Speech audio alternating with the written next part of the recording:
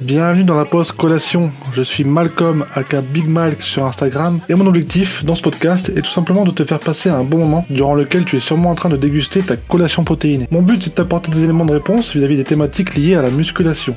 De l'entraînement en passant par la nutrition et le mindset, je réponds aux questions que me pose ma communauté en vulgarisant au mieux les données scientifiques dont je dispose pour t'aider à y voir plus clair. Alors, à tes écouteurs, on est parti. Est-ce qu'on peut progresser avec 3 séances push-pull-leg plutôt que 6 séances par semaine? Qu'est-ce que t'en penses, Aurélien, de ça?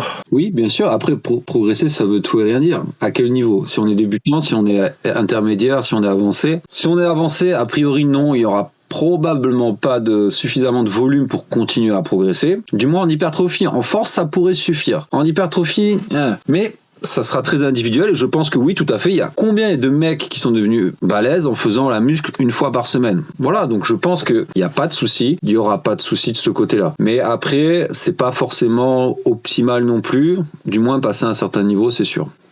Ouais, je te rejoins complètement parce que j'avoue que si t'es débutant, déjà le push-pull-leg, je trouve qu'il est pas adapté parce que si tu fais un push-pull-leg, donc tu fais push-pull-leg pour rappeler c'est quoi? C'est faire une séance push, donc tous les mouvements poussés, pectoraux, triceps et puis aussi épaules.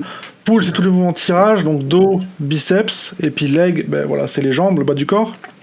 Donc forcément, si t'es débutant et que tu fais 3 séances en push-pull-leg, tu bosses les muscles qu'une seule fois par semaine, et dans ce cas, le volume suffit pas. Donc moi, ce que je conseillerais vraiment aux débutants qui peuvent s'entraîner que 2 ou 3 fois, c'est de passer plutôt sur du full body, à la limite.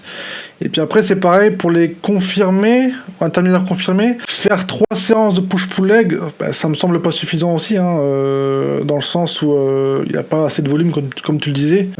Après, peut-être pas faire 6 séances par semaine, mais faire un genre de push-pull-leg où tu viens faire des rappels soit push, soit pull, soit leg en fin de semaine. Un genre de PPL modifié, ça peut être une bonne alternative. Mais progresser avec 3 séances push-pull-leg plutôt que 6, tu progresseras, oui, mais tu progresseras de façon moins optimale qu'avec un peu plus de fréquence d'entraînement. Ouais, c'est sûr, hein, les études, la science, ils le disent, 2-3 séances, 2 ou 3 fois stimuler le muscle par semaine sera plus efficace, surtout si on est naturel, parce qu'on va stimuler la synthèse de protéines. Elle reste élevée une fois qu'on a travaillé un muscle 36, 48 heures.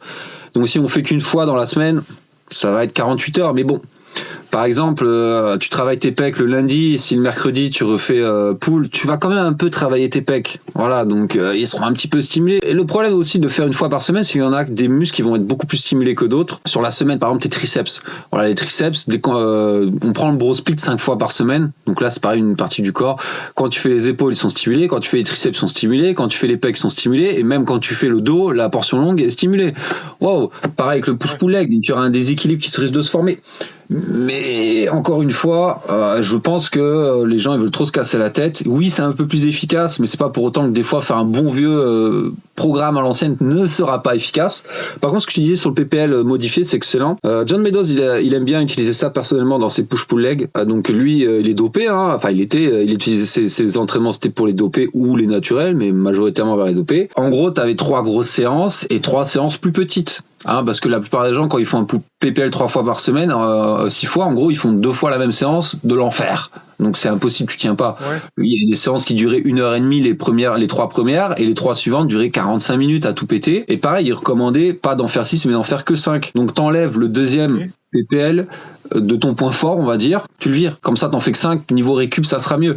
Et ça me paraît beaucoup plus raisonnable. Personnellement, j'ai fait ce programme, j'ai eu des bons résultats. Franchement, des bons résultats. Des fois, je faisais 6 séances, mais je me souviens, c'était pendant le confinement, donc j'avais rien d'autre à foutre, je pouvais récupérer, etc.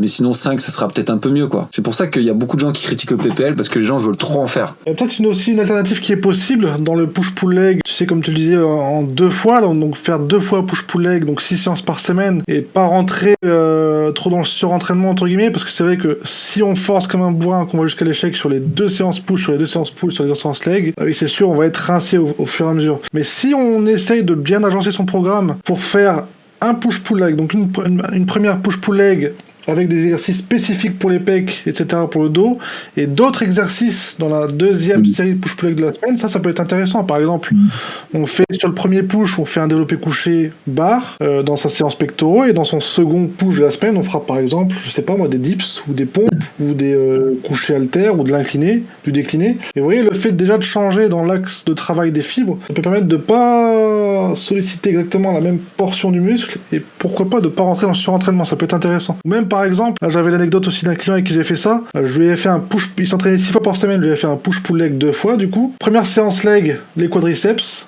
Deuxième séance leg de la semaine, ischio et fessier. Pas mal comme ça, non? Ouais, carrément. Du coup, tu pourrais faire un push plus orienté pec, un autre plus orienté épaule ou des trucs comme ça. Je vais te dire, personnellement, moi, c'est impossible que je me tape 2 fois les mêmes exos ou les mêmes séances dans la semaine. Je vais devenir fou. Hein. La fraîcheur mentale n'y sera pas. Je pense que ça, c'est une bonne approche. Ou tout simplement de réduire le volume. Tu vois, l'entraînement, on pourrait le voir comme un ampli de guitare. Il y a les boutons, le gain, etc. Donc, on a ces boutons sur lesquels on peut jouer le volume, l'intensité, la fréquence. Si on fait 6 fois par semaine, la fréquence elle est à fond, donc il faut diminuer ailleurs. Moi, j'adore l'approche du meilleur programme pour les naturels de Thibaudot où fréquence à fond.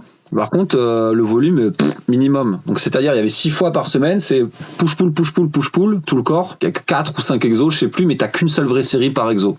À l'ancienne. Donc les séances c'est rapide, hein, c'est moins d'1 heure. Bon évidemment chaque vraie série, parce qu'on va dire t'as 2 séries de préparation, une vraie série où là tu fais une technique d'intensification, mais en vrai t'as qu'une seule vraie série de la mort, 5 exos, t'as fait 5 séries, tu rentres chez toi. Dans ce cas-là tu peux te permettre de faire 6 séances. Mais c'est sûr que si les gens ils veulent faire des séances de 2 heures et faire n'importe quoi, ou tout le temps taper le même muscle, ils vont exploser.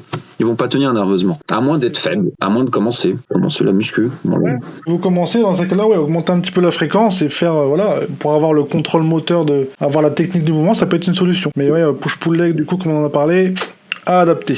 J'espère que la thématique abordée dans ce podcast t'a plu. Si tu as des questions que tu aimerais que je traite dans ce format, n'hésite pas à m'envoyer un message directement sur Instagram. Je mettrai le lien dans la description. Un petit clic sur la touche s'abonner m'encourage fortement à continuer à te produire ce type de contenu, donc tu sais ce qu'il te reste à faire. À très vite pour un prochain épisode.